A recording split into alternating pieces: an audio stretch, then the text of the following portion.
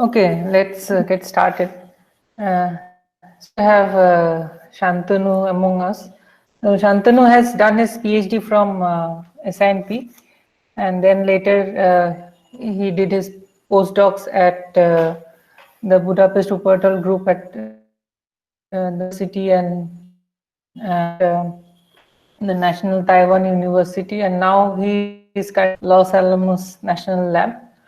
And he worked on several topics. So in his PhD, he was working on understanding the topological properties of QCD.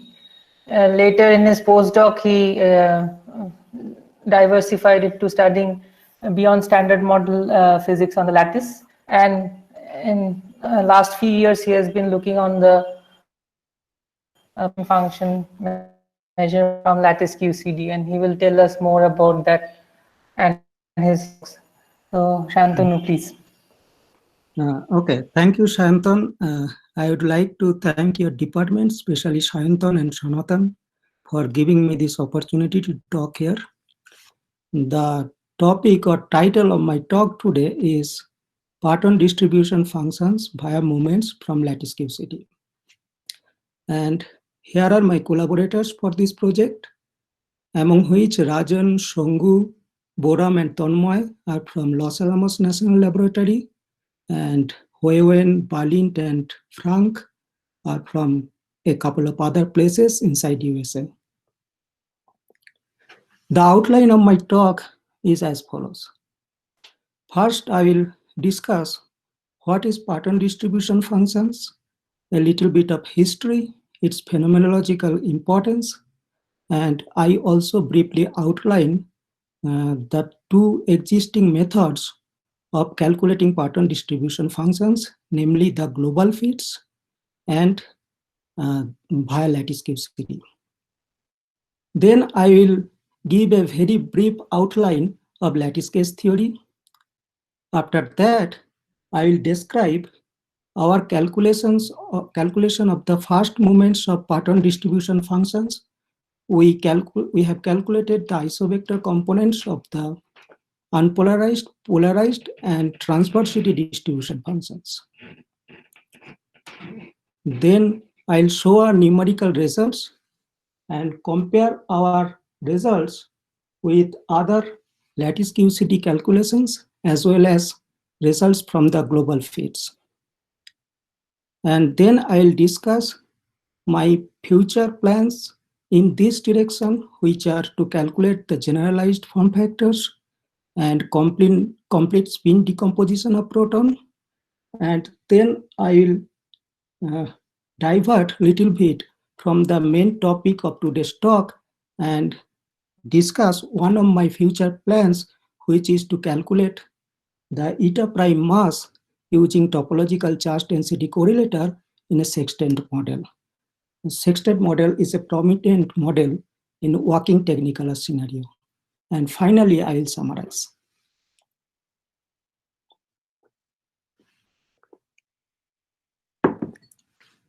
All right. Parton is the generic name of the fundamental constituents of nucleons.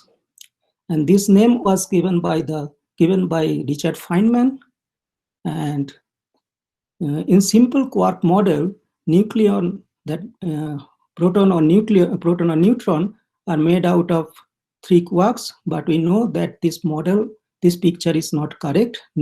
Basically, in nucleon, 3 valence quarks are embedded in a sea of virtual QQ bar pair, which are created via gluon. And one of the first experiments that reveal the structure of the nucleon is deep mineralistic scattering. DIS confirms that the nucleon has substructures. So in DIS, we scatter a high energy lepton, say electron, with a proton. And in the final state, what we measure the momentum of the electron, and we don't care about the hadronic final states. Even we don't identify the hadronic final states at all, and that is why it is a inclusive process. And the cross-section of the deep inelastic scattering can be written in this form, where L mu nu is the leptonic tensor, which is well known, and the hadronic tensor, which contains the information of the structure of the target hadron, is related to the forward Compton scattering amplitude via optical theorem. So hadronic tensor W mu nu is proportional to the imaginary part of the forward Compton scattering amplitude. And here is the expression for the Compton scattering amplitude. And as I said, the W mu nu contains the information of the structure of the target hadron, and it can be parameterized in terms of the 4 parameters, which are called the structure functions, which are F, F1, F2, and G1, G2 in this expression. And the structure functions are in general function of 2 variables, which is the Hard scale Q square and the Bjorken variable defined here.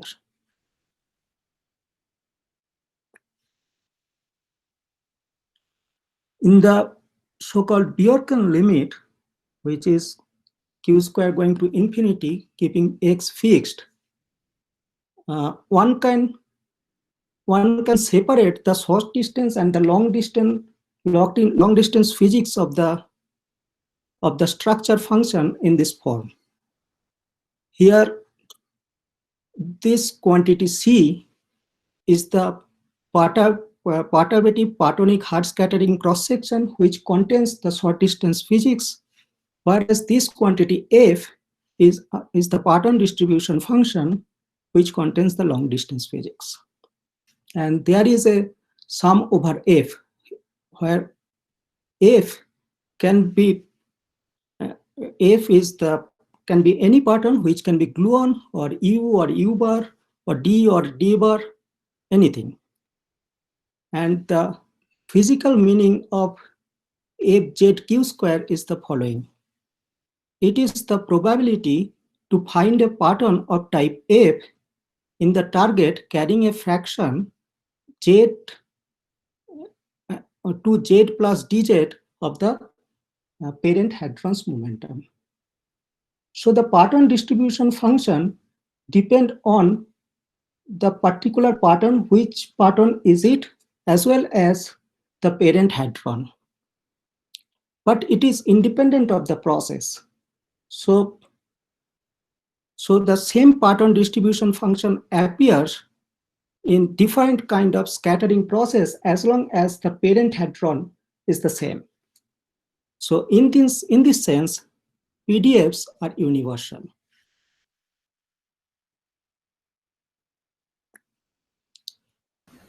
Sorry, can I ask a quick question? Yeah, sure. Sorry, the distinction between X and Z. Can you say again, what, how does one keep that distinction?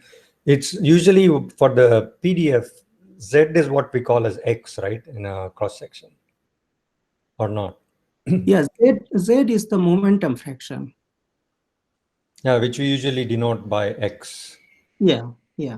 When we write a hadronic cross section related to the Partonic cross section, we usually write it as X and Q squared, right? Right.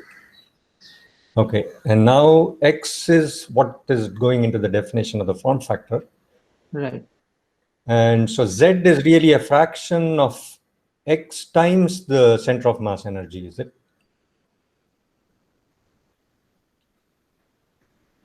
What's the distinction between X and Z now? Actually, if you go back to the previous one, maybe right. It's a very basic question. So I'm like, yeah. So X is now the fraction what? No, actually, in some limit, I guess it is. X is the Bjorken X, right? Yeah, Bjorken X. In some limit, X is, X is same as Z. Okay. What limit is that? I think it's Okay, never mind. You can keep going. We'll, maybe this is not relevant. Okay, you can keep going. That's fine. Okay. Okay, there are two methods of calculating PDFs. One is by global fits, which is based on the QCD factorization of the physical observables. And then PDFs are extracted by combining a variety of available hard scattering experimental data across the different experimental facilities like in Jefferson Lab or HERA or RIC or Tevatron or LSC. And then we use state-of-the-art perturbative calculation to extract PDFs. And this method is very well developed, and we have complete PDF sets, including gluon and various combinations of quark flavors, both for unpolarized and polarized case. And the uncertainty of most of the PDF related quantities calculated via the global fits is much less than lattice QCD calculations right now. The second method of calculating PDF is by lattice QCD. It's a direct calculation of the path integral in discretized finite volume Euclidean spacetime, and it requires minimal external input. One input is required to set the lattice spacing. We generally use the hadron mass, for example, omega baryon mass, to set the lattice spacing. And some other inputs are required to set the QCD parameters, for example, the quark masses. And we generally use pion or kaon masses to set quark masses. And to connect with the experimental measurements, one has to do extrapolations to the continuum and the infinite volume limits, of course. And as I said, right now, the global fit results are much more precise than the lattice QCD results, but in recent years, there are substantial progress in lattice QCD calculations as well. So there are two avenues of this progress. One is that the traditional method of calculating PDF in lattice QCD is via calculating the Mellin moments. So the lattice community has made a lot of progress in those calculations in terms of controlling the systematic effects. And second avenue of progress is that new method has been proposed to calculate the X dependence of the PDFs using lattice QCD.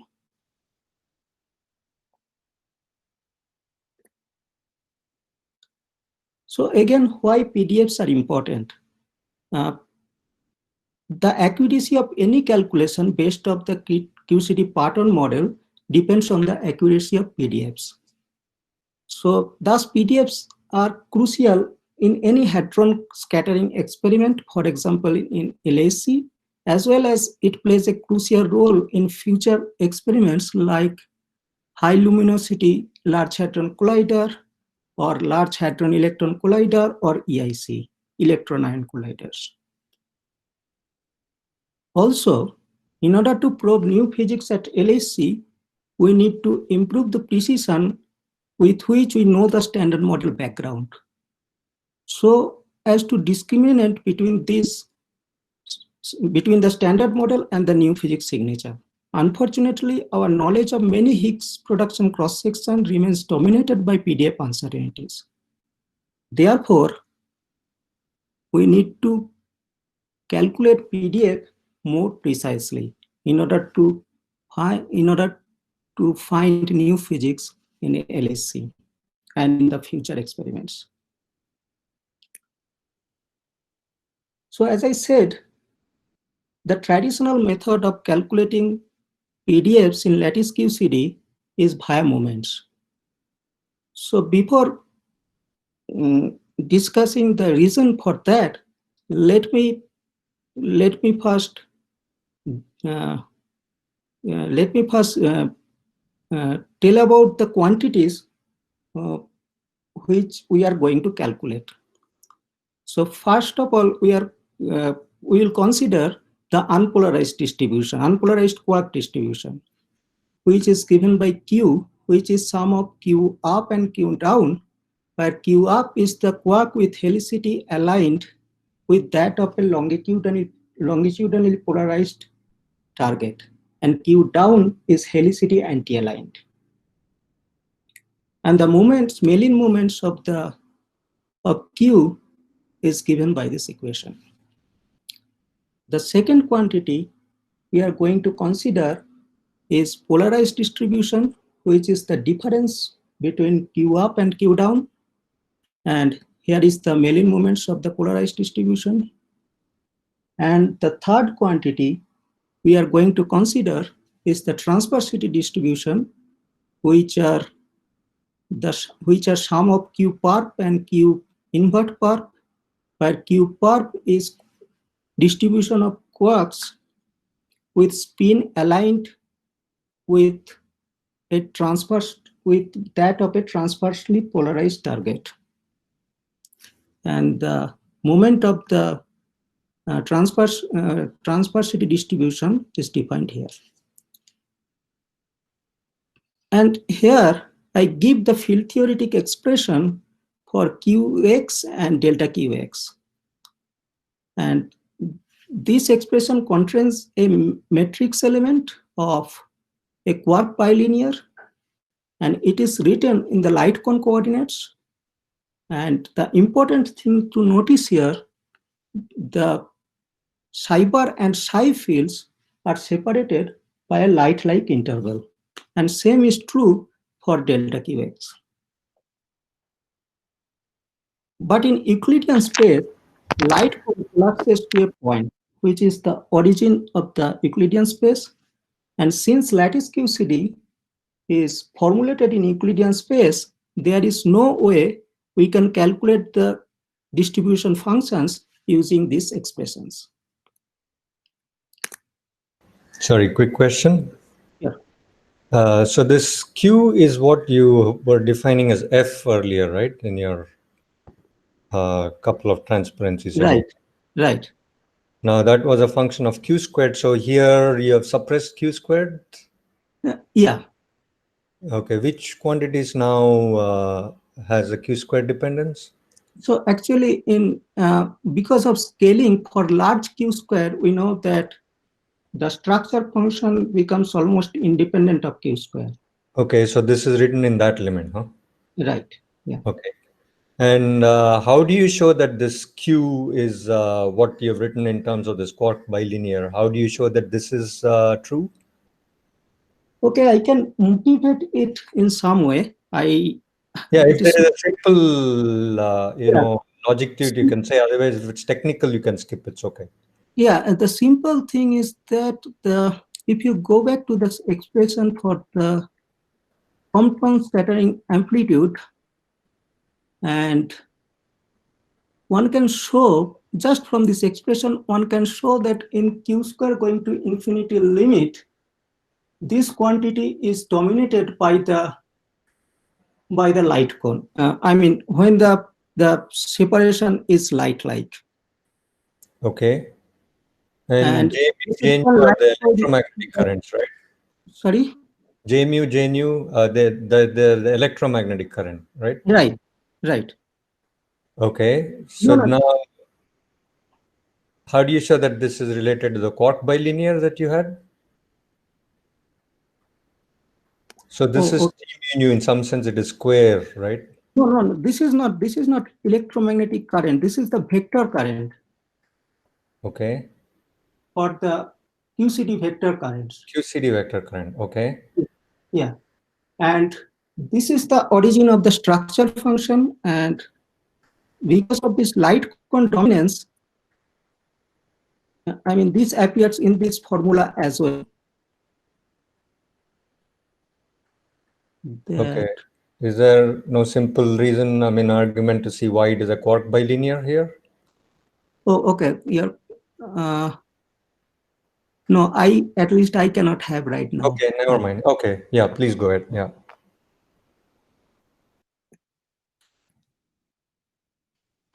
So by using operator product expansion, we can write the Mellin moments which are in the right hand side in terms of the matrix element of the twist 2 operators, twist 2 local operators.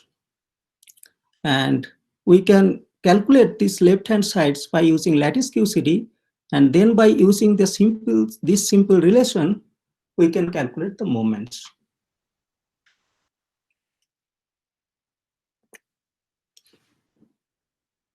So the three moments we are interested in this talk is the first moment of Qx, which is called quark momentum fraction.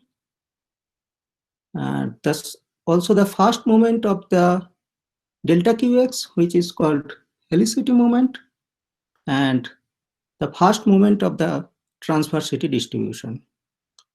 And these are the particular operator which we have chosen to calculate the moment. And we had the choices of the operator, but we have chosen the operator where the derivative in the fourth direction, because in that case, even taking the zero momentum matrix element, we can get the moment. And the zero momentum matrix element are generally less noisier in lattice. And this zero doesn't denote the vacuum, but it denotes the proton state with zero momentum.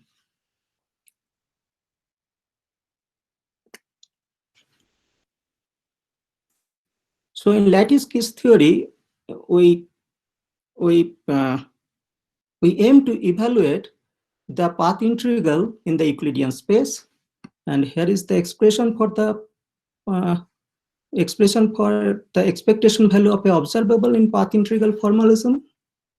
And this, we cannot evaluate this expression numerically, simply because in continuum we have infinite number of degrees of freedom in this integral. So what we can do instead. Sorry, before you go on, can I ask a basic question? Yeah. So if you evaluate this in Euclidean space, and we are interested in that F in the Minkowski space, so how do you connect these two? Is that something that you will touch upon later, or is that obvious? No. I can tell you. Okay. So basically, yeah. Or you can say later, if this is going to take you off track, you can say this later. No, that's okay. It will not. Okay. So basically, this is this we can calculate in Euclidean space. This is Euclidean thing, object. Okay. This is the moment. This is the Minkowski object, and this contains the information of analytic continuation. So in other words, the analytic continuation is trivial here. So what we do, if we have a P4, if we have a P0 here, we will just replace that by IP4. I see. Yeah. Okay, all right, thank you. Yeah.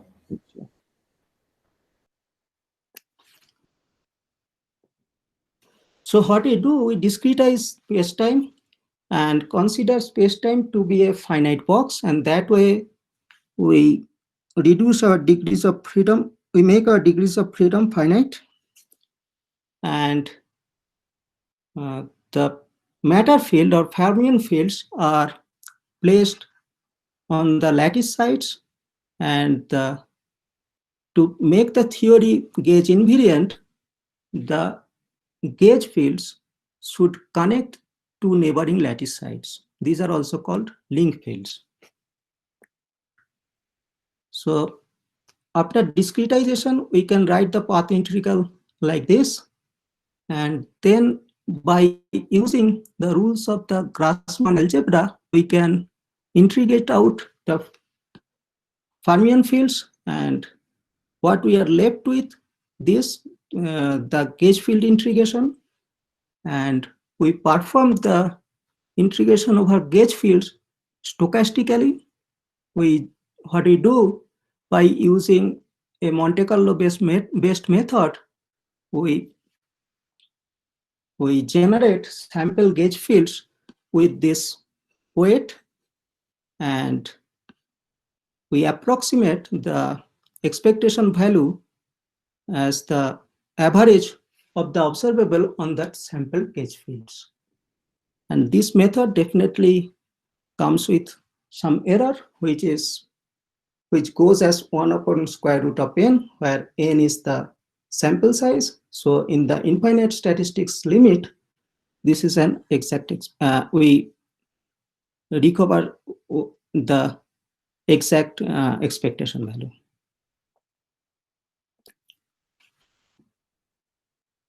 So the quantities we want to calculate for here are nucleon 2-point function and nucleon 3-point function. So basically, we use a nucleon interpolating operator, which is given by this. It has 3 quarks. For proton, it is U, U, and D. And C is the charge conjugation operator. And what we do for nucleon 2-point function, we create at nucleon at space-time points, say 0, 0, 0, and annihilate that nucleon at later time tau. And by weak contraction, we can write this correlator by in terms of the quark propagators. And the quark line diagram for this correlator is this, where 3 quarks are propagating from 0, 0 to some other later times, say tau x. Sorry, why is this written in terms of the charge conjugated field? No, I think it's, I mean, why not just QQQ? No, but I mean, to have the correct quantum number of the nucleon, one has to have this charge conjugation field here. Well, you have 3 quarks, right? That's the nucleon. Right. So, but why do you need the charge conjugated field? Like you have Q1C is the charge conjugated field, right? Yes. So why write it in terms of Q1C and not just QQQ? Well, I don't have the specific answer, but generally speaking, that that will conflict with the quantum number of the nucleon. But in other words, without the charge conjugation operator, you will not have the quantum number of nucleon. I don't understand that, but okay, yeah, please continue. Yeah. So for the 3-point function, we have an operator in between 2 nucleon states. And this is the quark line diagram for the 3-point function. And you don't know the protons. Sorry? Are you looking at the 2-point function of the nucleon or for the proton here? For the proton. But so that will explain why you have this charge conjugation operator.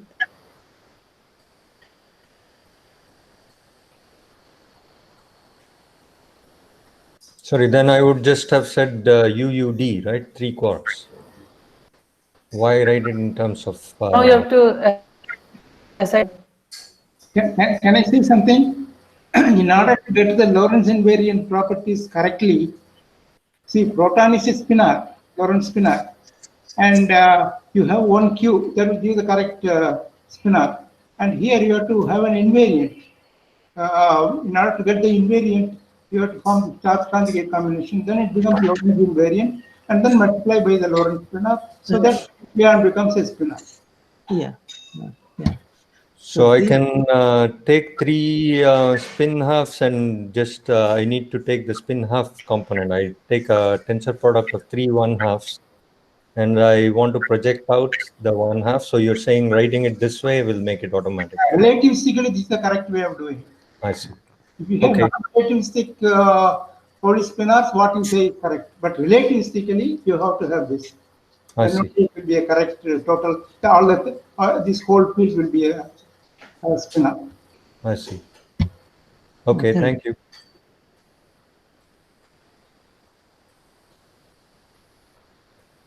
So, the 3-point function, it can also have contribution like this.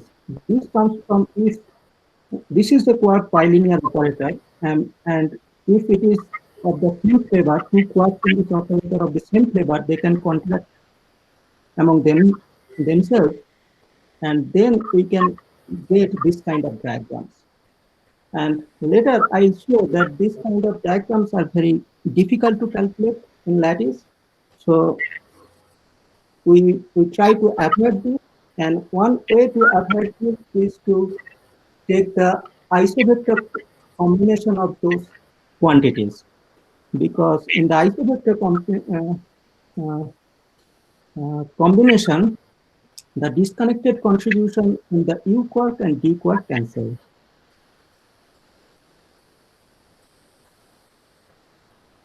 So here is a description of our lattice setup. So we have for the C quark, we are using highly improved staggered quark action, which is improved in the sense its convergence to the continuum limit is quite fast. And for the valence quarks, we have been using the Clover action, which is a improved version of the Wilson quarks. And we are simulating 2 + 1 + 1 flavor of QCD. These two is for light quarks, U and D quarks, which are taken to be degenerate. And the masses of the strange and charm quarks are fixed to their physical values. And we have covered a large parameter space of the parameters A, n pi, and n pi l, and which gives us large lever arms for the continuum extrapolation given by the parameter A, for the chiral extrapolation controlled by the parameter n pi, and infinite volume extrapolation controlled by the parameter n pi l. And here is a boring table for the details of our ensemble. We have 7 ensembles in total, and these columns are already explained, and this is the values of the forcing separation for the 3-point functions. And here is the number of configurations, and we have saved the configurations typically in the gap of 10 Monte Carlo square. So we have used another lattice setup, which is Clover action for both for the C quarks and the valence quarks. And this is 2 + 1 flavor. That means UD and strange quark. And here also we have covered a reasonably large parameter space. And this is the details of the ensembles for our Clover simulation.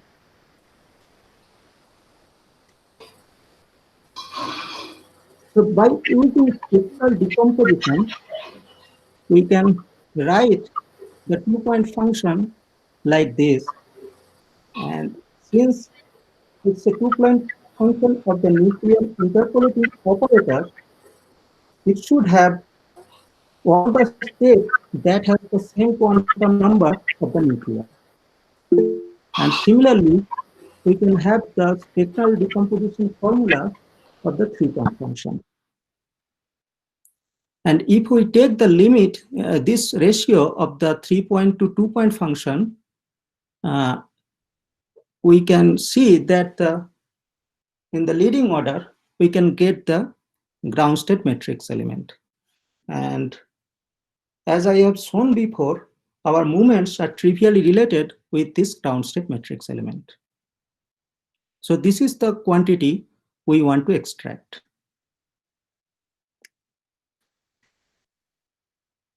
However, there is a major challenge to precision results, which is how to remove the excited state effects in the 3-point functions. As I said, the interpolating operator n couples to nucleon all its excitations and multiparticle states, which has the same quantum number. So to remove the excited state contamination, the first thing we need to have clean data so that we can perform the multi-exponential fits up to that data.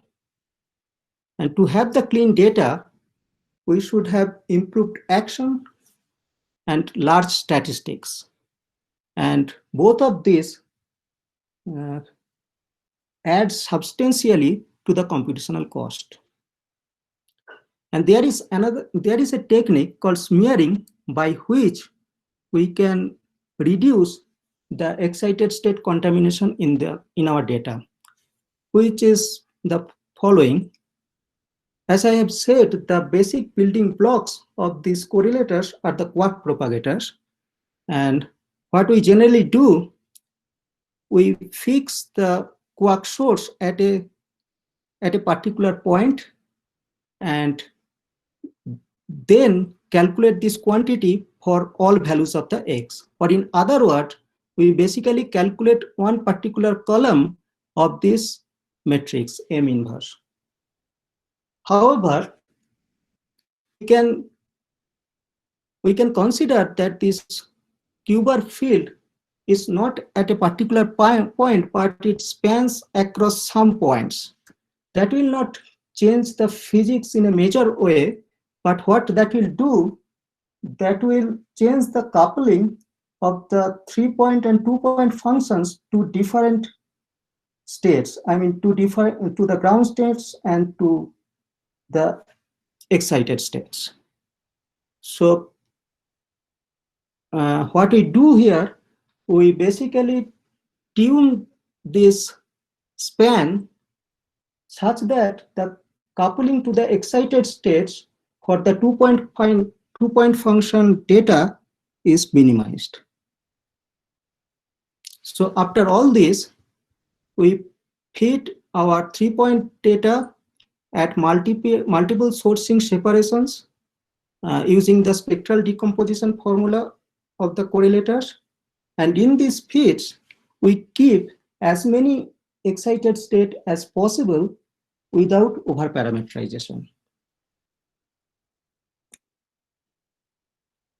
So the first feed strategy we used here is called 4-3 star, which is nothing but we do a 4-state feed of the 2-point function data, and the value of the first excited state we get here is close to 1440 MeV, which is the Roper resonance, and then use the mass and amplitudes obtained from this feed as input and do the 3-state feed of the 3-point function. And for the 3-state feed, we basically ignore this parameter because if we include this parameter, we don't get stable feed. And here I show the data for the 3-point function and the feeds. And as I said before, this is the ratio of the 3-point function. And I said before, if there is no excited state contamination, this should give the ground state matrix element. So without any excited state contribution, all these curves should collapse to a horizontal line, but that is not the case here. And the curves are the outcome of the 4 3-star fits, and we can see that the curves fits the data quite well, which is also reflected by the chi-square of per degrees of freedom values in these fits, which are very close to 1. And the blue band denotes the ground state matrix element, which is quite different from which doesn't overlap with the data, and which is a reflection that there is substantial excited contamination in this data.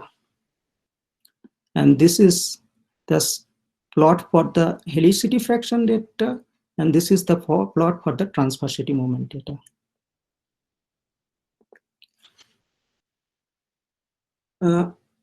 As I said before, the first excited state we get in this pit is close to the Roper resonance. But from physics, there can be a multiparticle state which is lighter than the Roper state, which is n pi pi state. N pi pi has same quantum number as n.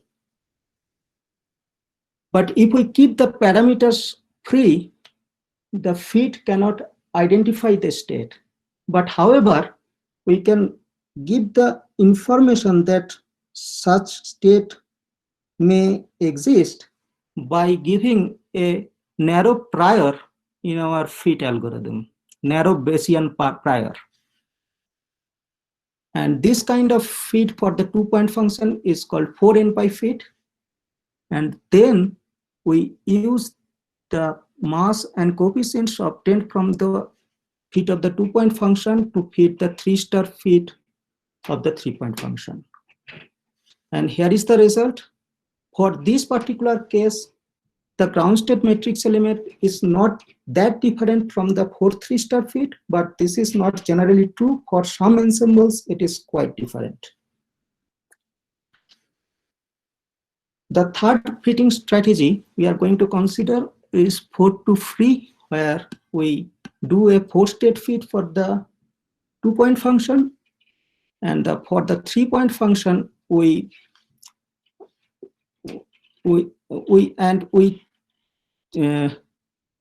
the fitting of the 3-point function, we use the masses and coefficients obtained from the 2-point function as the input, except m1, which we keep as a free parameter. And here is the result of fit, and we can and the ground state matrix element is quite different from the previous 2 strategies. So what is the bottom line here is that for the the first excited state is quite uncertain. In fact, any value for the first excited state from n pi pi to Roper resonance fits the 2-point function data well. But the final result for the ground state matrix element is quite different if it is Roper resonance or than if it is n pi pi state. Sorry, quick question. Yeah. So n pi pi means a bound state of n pi pi, is it? No, not a bound state. What does that mean? It's a non-interacting n pi pi. Okay, what does that mean? It's not a bound state, you say? No, it's not a bound state. Then what so how do you distinguish this from anything else? What does n pi pi, just basic thing, what does it mean? So this n pi pi has the same quantum number as n. Okay. And n pi does not? No, And why is that? I think because of parity. Okay. Can All I right. answer that? Please, yeah. What he means is when the nucleon got excited, it can also go into a n pi pi state. It's a threshold effect. Ah, okay. Okay. Now the threshold Uh-huh. effect is not put Yeah, into not the a bound. formula. He didn't Yeah. put any special thresholds. Don't look like exponentials. Okay. There are logs. All right. That he Yeah. didn't put it, but he's doing a crude version of it, which is just pretend you have free particles and just essentially masses without any threshold effect. Okay. And then, And so okay, beggars can't be choosers, life goes on. okay. And so, as he says, n pi will not be there because of parity consideration. Yeah. No, for many other reasons, in this formulation, you have to produce two QQ bar pairs. Ah, So those are quantum. I mean, there are many super selection rules which you have to take care of it. okay. All those have, okay. Okay. They should have the same thing. In fact, the best way to look at it is what does a Roper decay to? It decays into n pi pi. I see. Therefore, that is the other state that he needs to consider in his excitation spectrum. And this is in the continuum. He assumes the same thing happens on the lattice. Okay. Yeah. Great. Thank you.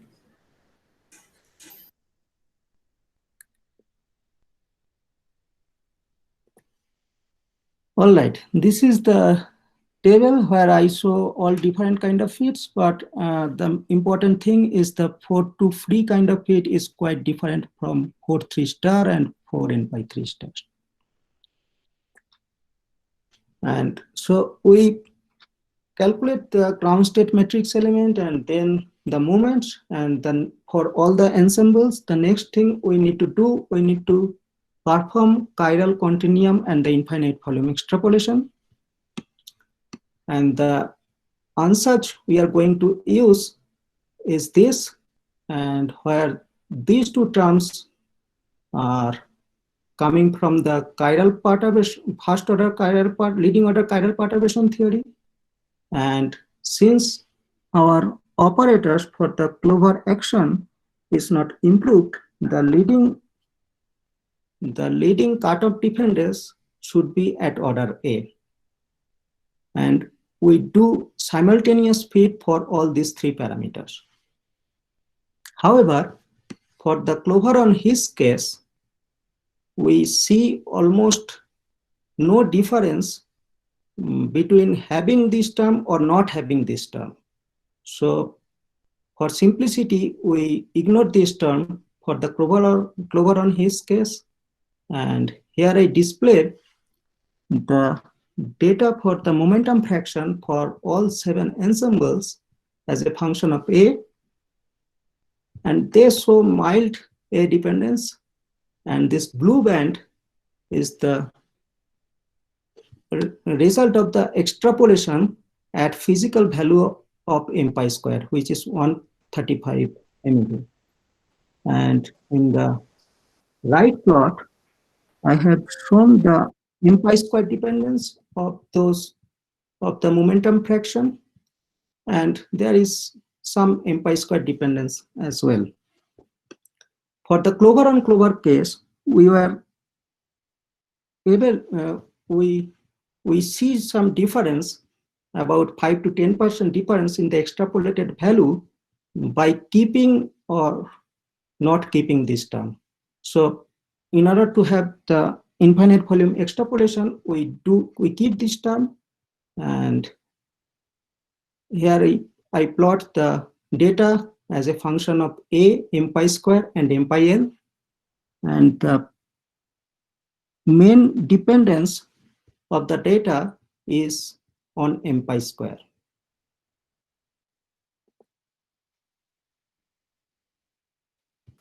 So what we see Sorry, in the- your previous analysis, so why is it that you could neglect the fourth term that for the first case when you have Clover on Hisk? I mean, So does this tell that the infinite volume, the finite volume effects are small there? yeah, at least with the precision of our data, the finite volume extrapolation is small. That statement we can make.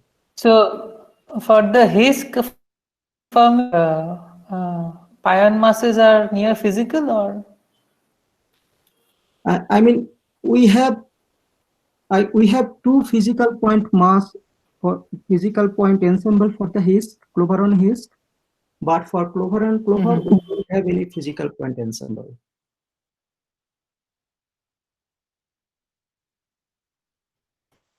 And what are the typical lattice volumes here? Like how many times it's large than the typical pion Compton wavelength? Well, let me go to this slide. Yeah, the M pi L M pi L is the quantity which controls the finite volume effect. I mean, the smallest value is 3.7, but mostly it is larger than 4. And as you know, if it is larger than 4, the effect should be very small.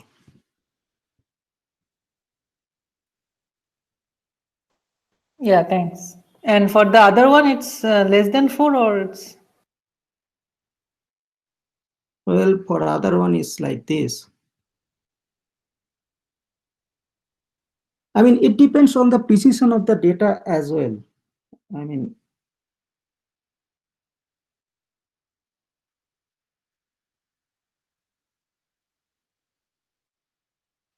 Yeah, of course, for pi times L is 6, then it doesn't matter. But for other ones, what near 3.7 or something, it Right. should.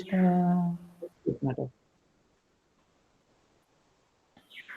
What we can say that Yeah, thanks. with these statistics, we don't see any finite volume effect for the Clover on Hisk case. And yeah, that is another difference. Our statistics is much better for Clover on Clover.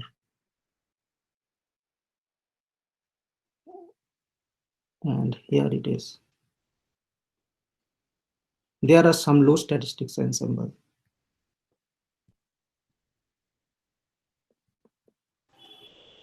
Yeah, it is a bit surprising. Anyway.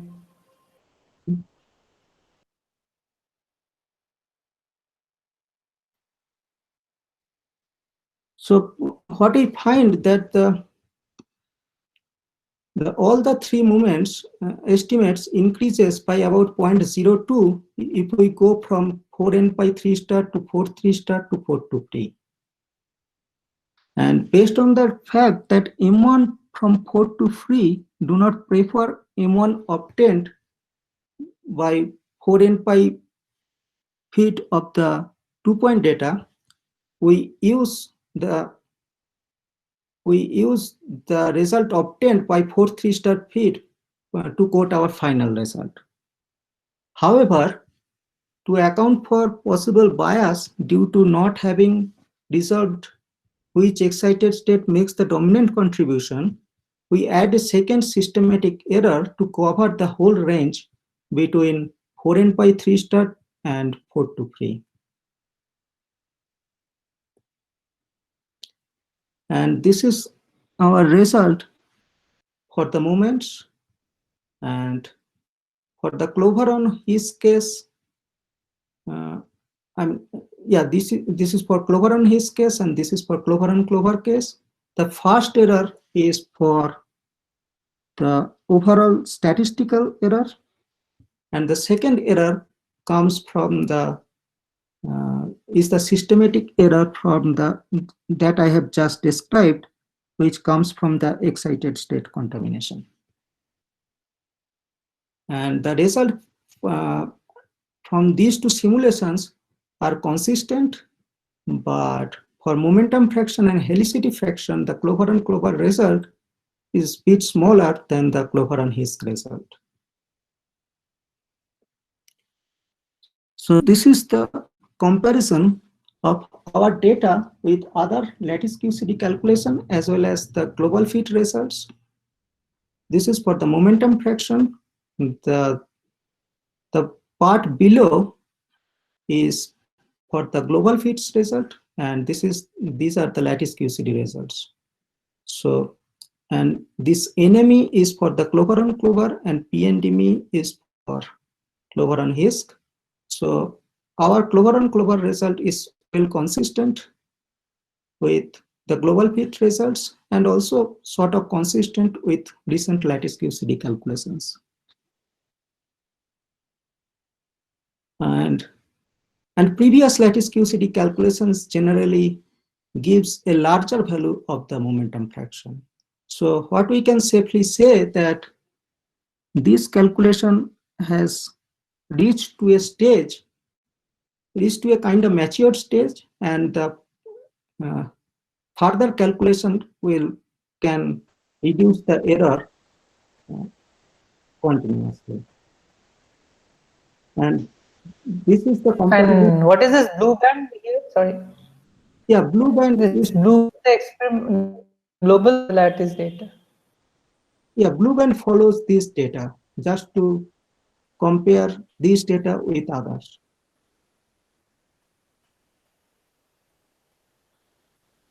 Blue band follows this data. Okay. But of course, if you take the the top 4 lattice results, which are more reliable, I guess, or the top 5, then your blue band should shift a bit to the right. No, blue band is not average. It's not average. This represents this No, data.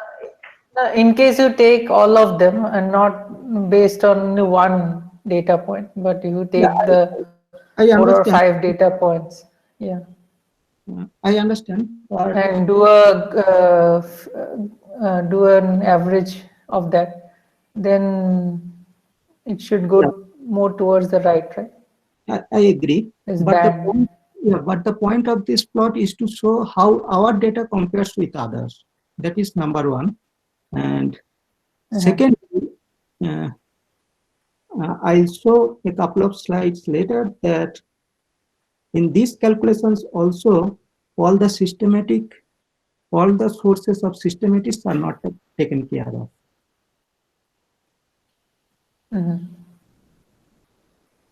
Okay. And for the global fit data, these errors are reliable, or these errors are or become larger or can shrink? Sorry, this error? Because the central values, the global fit data for the moment. Right. Yeah. So here the central values are not, they are different for different analysis. And the errors are small, so most of them don't agree with the errors also. That's right. That's right. And so are these errors really can change? Yeah, I don't have much to say about the global fit results, but I mean, their error calculation strategy depends, are also different. That's all I can say. So in that sense that these errors are not 100% reliable. That's all I can say. Okay. Sorry, the blue ones are your results now, are they? Right. The top 2. Top 2, yeah. Okay. And so the average X means X times F integrated over X. Is that what that means? That's right. Yeah. And why only U minus D and not individually for U and D? Because individual U and D, to calculate individual U and D, we need to calculate the disconnected diagrams, which is very costly. So for the first calculation, we avoid that. Okay, but eventually that is something that can be done on the lattice, or what? U and D individually. we already have started doing that. I see. Yeah. It will take a bit more time. That's And will the errors be reasonably competitive with the global fits for individual U and D? no, because since disconnected contribution is quite costly, it will take some time to reach to the competitive level. So even in the far future, Lattice will not be able to get U and D individually? I think for next 5-10 years. I see. Okay. Thank you. And here is the comparison of our helicity moment with other lattice calculation in global fits. And the 3 global fits result, as Sayantan pointed out, for the momentum fraction here also 2 are consistent with each other, but the third one is not. And our calculation is consistent with these 2 global fit results. And this is the same for the transversity moment. And for the transversity moment, there is no global fit result because there is not enough experimental data. And our calculations are consistent with recent calculations by ETMC and MINES collaborations. So this is this table I took from this report where all lattice calculations for the isovector component momentum fraction is given, and also for U, D, S, quark, and the gluon are also given. But the important thing I want to highlight here is that in these columns, they have listed the major sources of the systematic uncertainty, and they have given a blue star for those calculations where that particular systematic uncertainty is properly estimated or adequately controlled. They have given a red if it is not properly estimated or not adequately controlled. And they have given a blue circle, open circle, if it is somewhat estimated or somewhat controlled. And as you can see that our PNDME calculation is the only calculation which have all the blue stars. And when this report came out, actually our Clover on Clover calculation came after this report came out, and I'm pretty sure that will also fall in that category.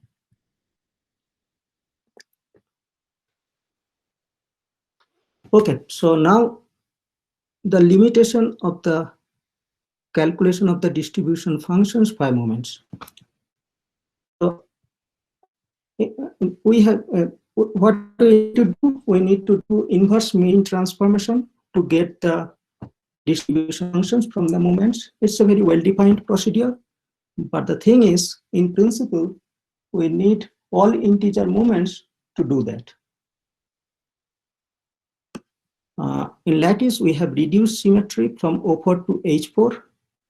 And what happens if 2 operators which belong to the same irreps of H4, they can mix. And since the symmetry is reduced, there is more possibility of mixing, and the mixing can be severe if one operator mixes with another operator with lower dimension, because then the mixing coefficient becomes proportional to the inverse power of the lattice, some inverse powers of the lattice spacing, and that can diverge in the continuum limit. And because of this problem, the lattice calculation of the moments is limited to the lowest 3 moments. So this is a major limitation. But recently, in 2013, there is a proposal by Xiaodong Zi to calculate the X-dependent PDFs using lattice. The proposal is as follows. So what he proposes is to calculate the PDF in the Euclidean space. So you can see very similar expression for the light cone PDF. Only thing is that the quark operators are separated by the space-like interval in the z direction. This he calls the quasi-PDF. And one needs to calculate the quasi-PDF at very high momentum of the proton. So very to this the intuitive picture of this, if I put very simple in a very naive way, is that if you boost the proton at very high momentum, then the boosted frame goes close to the light cone, and hence if the boost is very high enough, then there should be some way to connect the PDF calculated in the boosted frame, the Euclidean PDF calculated in the boosted frame, to the light cone PDFs. And indeed, they have devised such effective field theory, which is called large momentum effective field theory, by which they can connect this quasi PDF with the light cone PDFs. And this kernel they can calculate perturbatively. So this idea of quasi PDF kind of revolutionized the field. Actually, this is the first time people know that they can calculate the X-dependent PDF. And after this idea came, several groups have been working on calculating light cone PDF by using quasi PDF, and they have made substantial progress to get the polarized, unpolarized distributions, as well as they have got the generalized pattern distribution using this method. But still, the uncertainty is larger than the global fit results. So, how well controlled is this for these kernels that in this large momentum effective? So, is it perturbative or this is the pattern? Like it is also like asymptotic. This is a well-controlled or? This is a well-controlled, and I think the main bottleneck for these calculations is to calculate the matrix element at high enough momentum, because ultraviolet cutoff is given by 1/A. So to go to the very high momentum, your A has to be very, very small. So, and that makes the simulation very expensive. So that is the main bottleneck of this calculation. And here, of course, in this expression that you have, this Wilson line is added to make this quantities gauge invariant. Right. These But currents. it is in the Z direction, unlike the light quantity. Okay.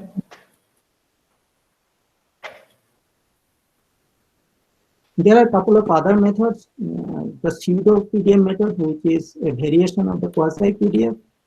And sorry, I had another question. So usually on the lattice, you take the vector currents in the point split form, not in this psi bar gamma mu psi type of form. Right. So why is the point split form not taken? Like, is it expensive to calculate?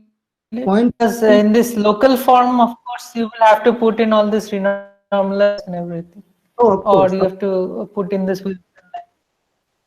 Of course, the local current is not conserved. You are right. The point split current is conserved in lattice, and that's why the renormalization is constant is 1. The multiplicative renormalization constant.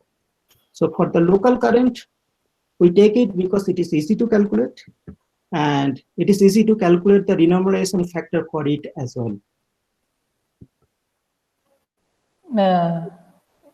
I think it's not very easy The to calculate the renormalization constants. I mean, it doesn't add to the difficulty of code development and also computational difficulty, because if you Okay. take, yeah,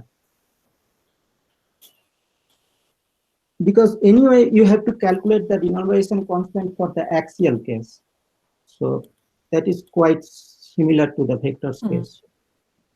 Yeah.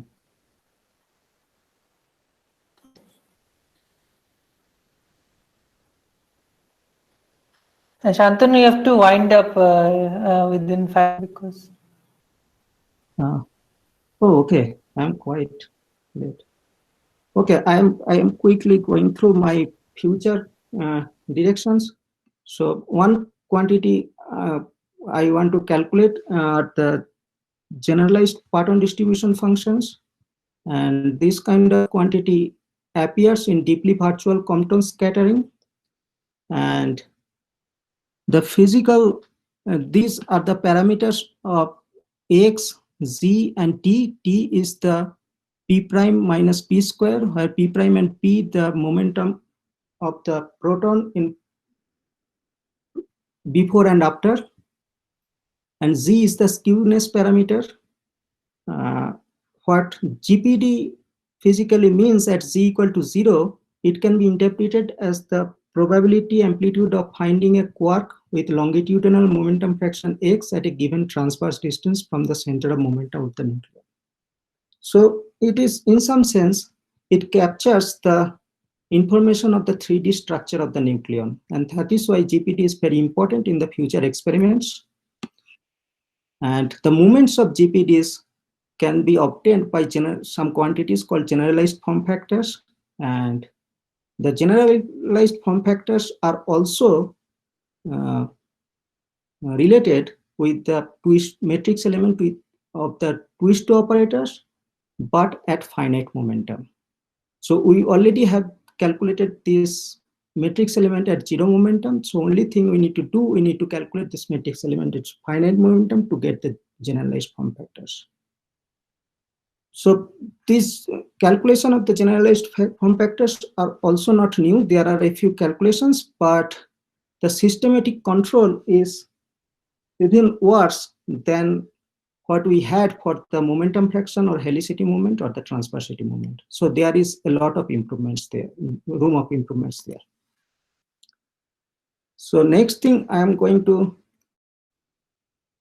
discuss here the disconnected contribution. As I said before, that in all the cases we can have the disconnected contributions, which we have avoided in our previous calculation. And the reason is that this computation is costly because of the following reason. For the connected part, we can compute just one column of this quark propagator to construct the whole connected part. Whereas for the disconnected part, can I ask a question here? One moment. You have an forward calculation, right? Your momentum is changing.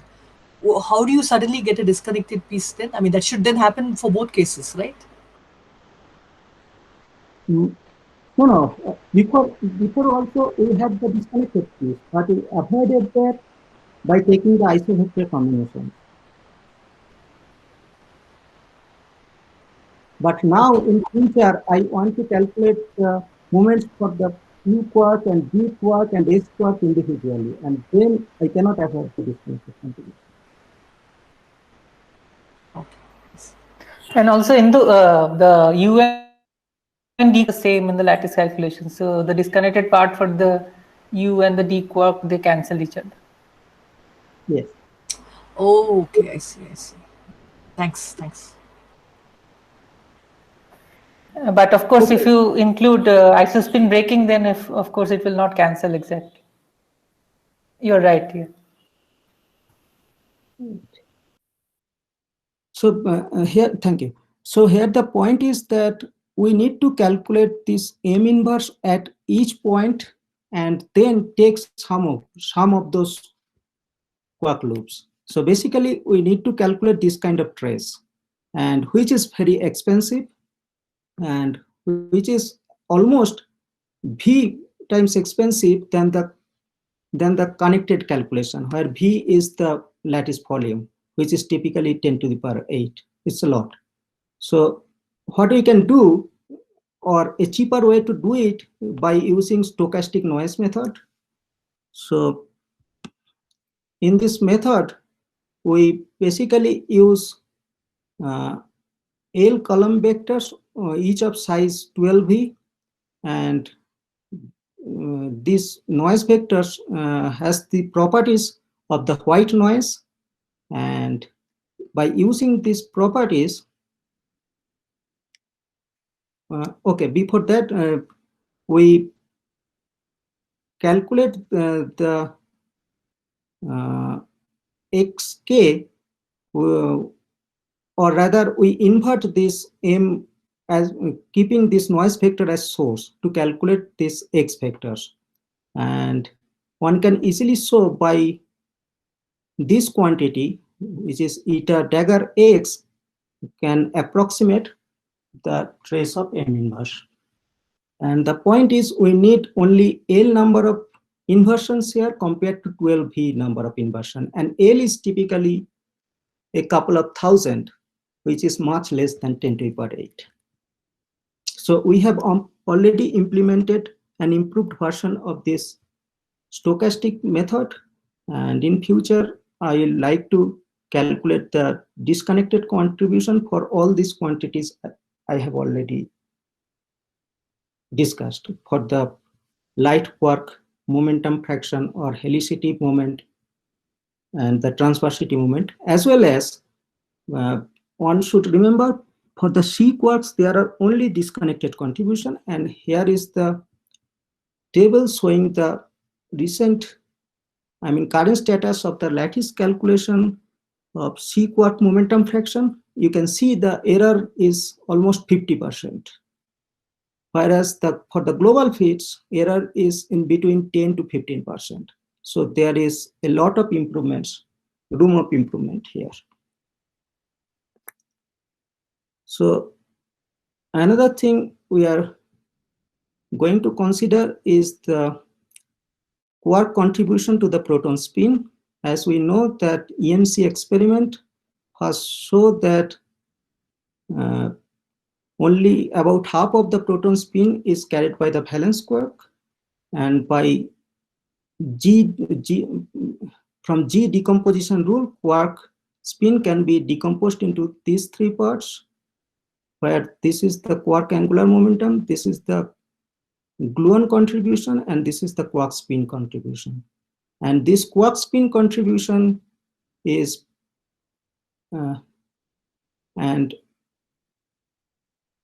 the total contribution from the quark is basically sum of these two. And it has been shown that this JQ is also equal to these two generalized form factors. So by calculating both the connected and disconnected part of the generalized form factors, we can calculate the contribution of the quark to the proton spin. So now I will divert a bit. I will talk about a model about which is called sextet model, and it is a important model in working technicolor scenario. So what this model is, it's a two-flavor, it's a SU3 gauge theory with two massless flavors of fermions in the two-index symmetric or the sextet representation. So in the sextet representation, asymptotic freedom is lost at NF equal to 3.3, and from the perturbative calculation, for NF equal to 3, the value of G at which the fixed point appears is very small. and it doesn't change from the 2-loop to 3-loop perturbative calculation. So it's kind of reliable, and that is why most likely the NF equal to 3 theory is inside the conformal window. But for NF equal to 2, the value of G at which the fixed point appears is quite large, and hence the perturbative calculation is not that reliable. And also our lattice calculation shows that NF equal to 2 theory is at the edge of the just below the conformal window. So, and in this theory, the symmetry breaking pattern is like this. So we have the exact 3 Goldstone bosons which are eaten up to give the mass to the gauge bosons. So we don't have any leftover Goldstone, and in that sense, this is a minimal model of working Technicolor scenario. And this is the hadron spectrum in this model, and 2 important features I want to highlight here. First of all, we have a very light scalar, which is the blue points, and the level in this axis is in TeV unit, so they can extrapolate to 125 GeV, which is the Higgs mass, because this lightest scalar is the Higgs in this theory. And another important feature is that there is a large gap between the scalar and the other hadrons, and this is the Goldstone. So I want to calculate the eta prime in this theory by using topological charge density. Sorry, quick question. So I thought you said it's like the only light degrees of freedom are the Goldstones, but you also have a Higgs here? Or? Yeah. We need a Higgs here, and the scalar in this theory, lightest scalar plays the role of Higgs. So in your previous symmetry breaking, you only don't have the Goldstones, do you? Now from this, So here, yeah, this is like chiral symmetry breaking in the QCD. So here from this symmetry breaking, we have Goldstone, but only 3 of them. Yeah, only 3 of them. And Higgs is a composite particle here. It's like F0 particle in QCD, but the only difference is F0 mass is quite large in QCD. So if you scale up QCD, F0 becomes more than TeV heavy.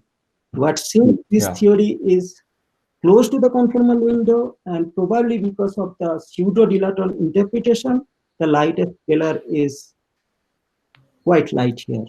And okay. Thank you. Yeah.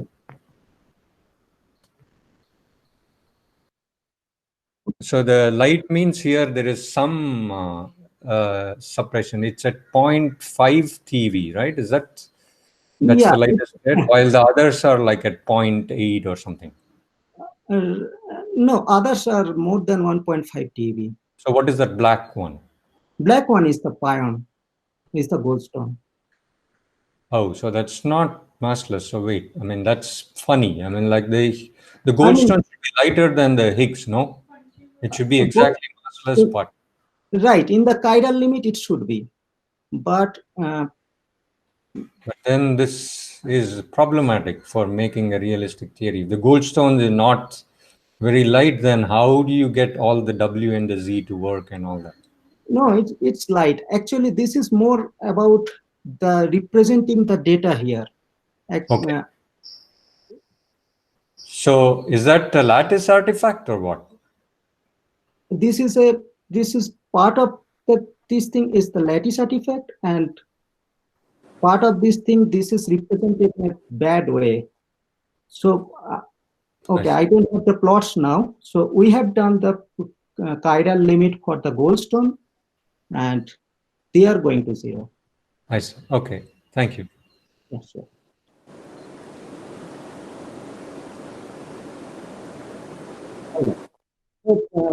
Why the Kleber singlet pseudoscalar is difficult to calculate in the lattice? Again, because of the disconnected contribution. Because if we consider the fermionic operator and take the 2-point correlator, then we cannot avoid the disconnected contribution.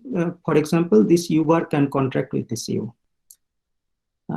what we can do instead, we can use the charge density, topological charge density correlator. And topological charge density has same quantum number as eta prime. What we can do, we can calculate the topological charge density correlator like this, where x is the lattice version of ff tilde. And from, there is an effective Lagrangian containing the having eta prime as a degrees of freedom, which kind of motivates that this topological charge density correlator should behave like a scalar propagator. And the expression for the scalar propagator in the position space is like this. So what we can do, we can calculate this correlator using lattice and feed that correlator with this formula to calculate the eta prime mass, and see that where eta prime comes in this picture. Okay, this kind of calculation is done in pure gauge theory as well as in QCD. And this is the result for the pure gauge theory. This is the topological charge density correlator.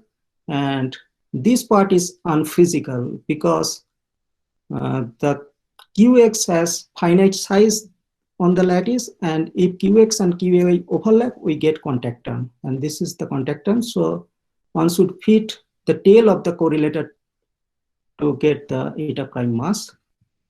And another point here, one has to take care of the ultraviolet artifacts, and those are generally done by the techniques called the gauge field smearing.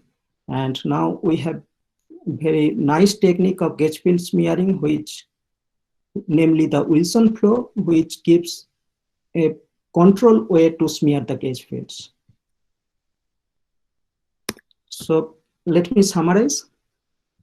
So as I have said, sorry, I missed in the plot that that you showed the spectrum. The Right. eta prime is included there or not? No, eta prime is not there. I want to include this. Oh, so that's still work in progress, is it? No, it's my future plan. We have some data for charge density correlator, but we have not done the analysis. Okay, okay. All right. And so the gauge configurations include some topologically non-trivial configurations already. Right, right. Okay. Is that something that you are going to put in only now, or even in the previous, discussion when you were doing PDFs and all that, they automatically already include such configurations or not? They have to include the such configuration as far as path integral is concerned, and if if our lattice spacing is more than 0.05 Fermi, then because of lattice artifact, we can span different topological sectors. But if it is less than 0.05 Fermi, then the algorithm kind of stuck in a particular topological sector, and that is a problem. Okay, So, I see.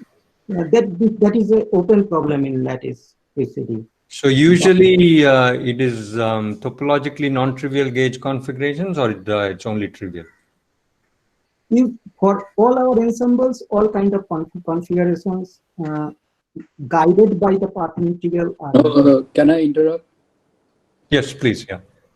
See, that operator that he has in some loose way of saying topological density. Right. The net topology is still zero, can be zero. It can be zero, but it can be any integer as well. Yeah, it can be, but overall in the real world, we believe that the net one may be zero, but the density might be non-zero. And it is certainly non-zero in any formulation of gauge theories. Okay. Okay, thank you. Okay. Yeah, may I add something? So when we look at the configurations that are generated in QCD, they have all different topological sectors.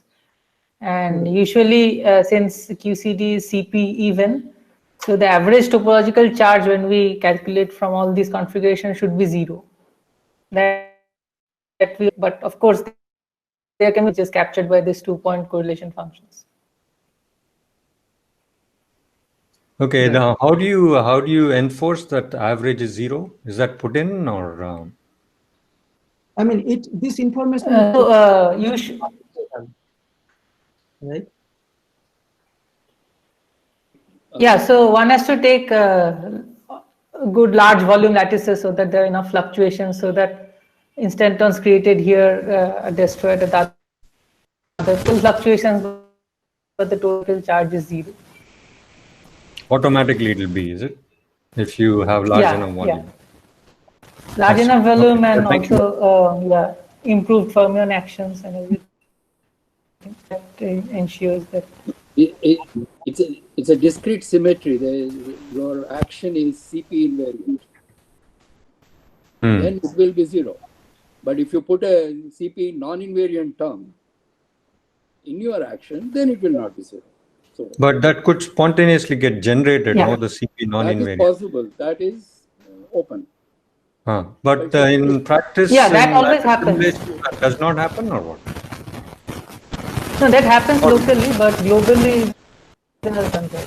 And I'm just like puzzled why that globally. Why couldn't you just go to a non-trivial sector?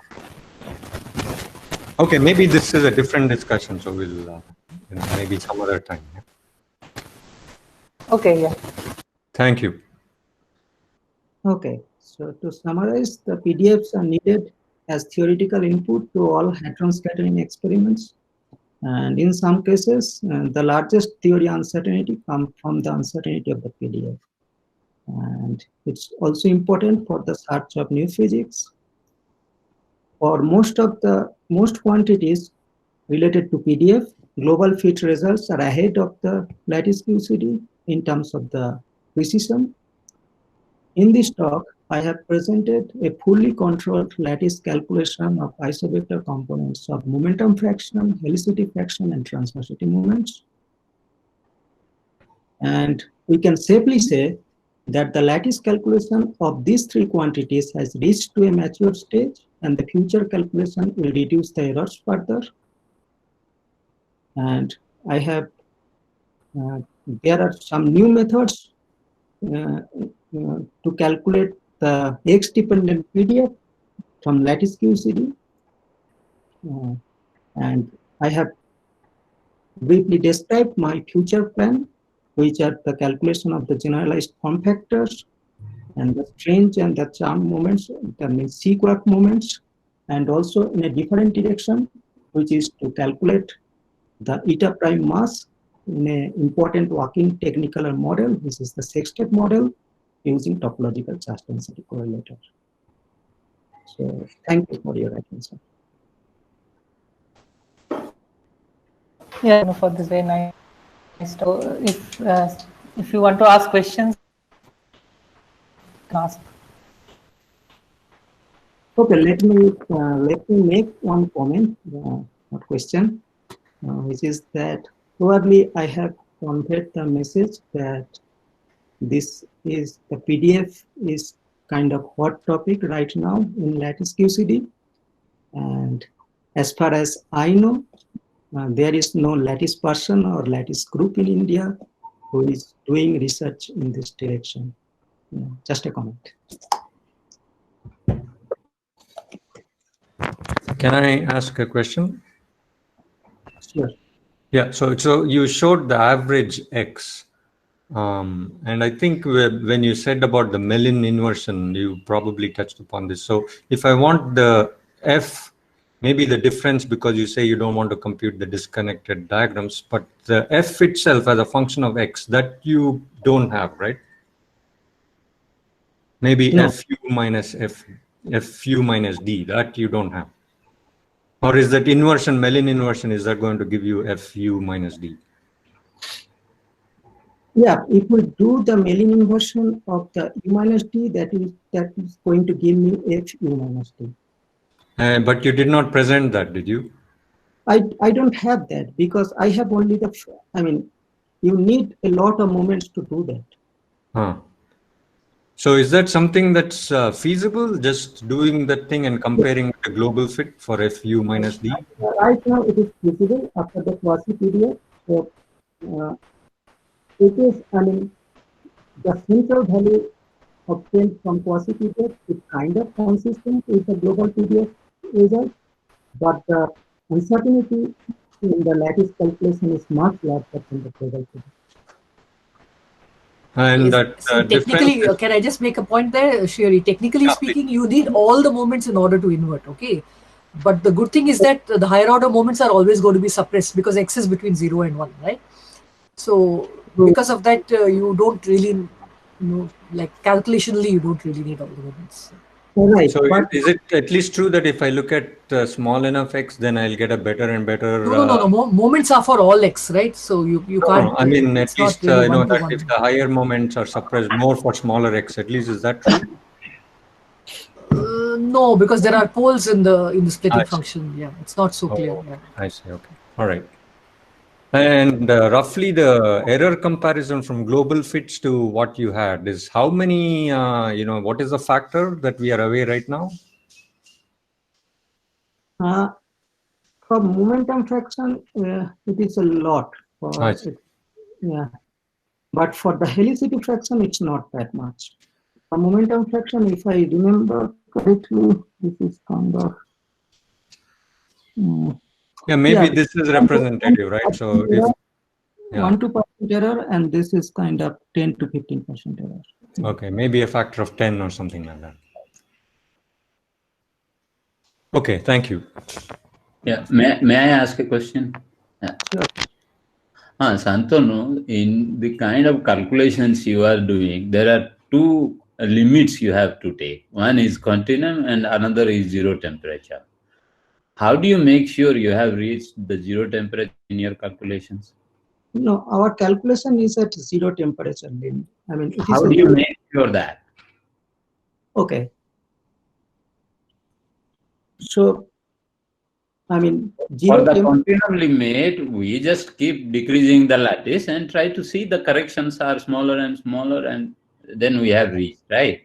In Right. the zero temperature case, what is being done to make sure we are at zero temperature or going towards that or close to zero temperature? I think that for the zero temperature, I mean, if your temporal extent is quite large, you are at the zero temperature. So the lattices I have taken, our temporal extent is twice as the spatial extent. So that kind of ensures that we are at the zero temperature.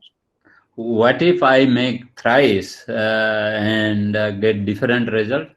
I don't see in the lattice community, at least anybody is worried about that. So I don't, there must be some lattice study which already has confirmed this in the past.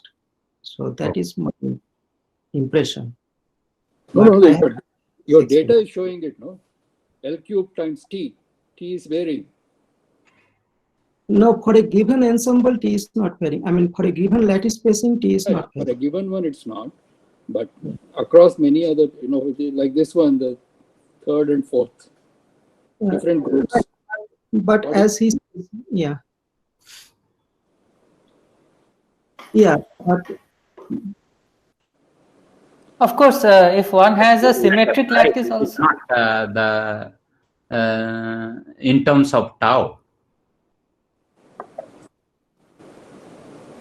sorry, can you please repeat?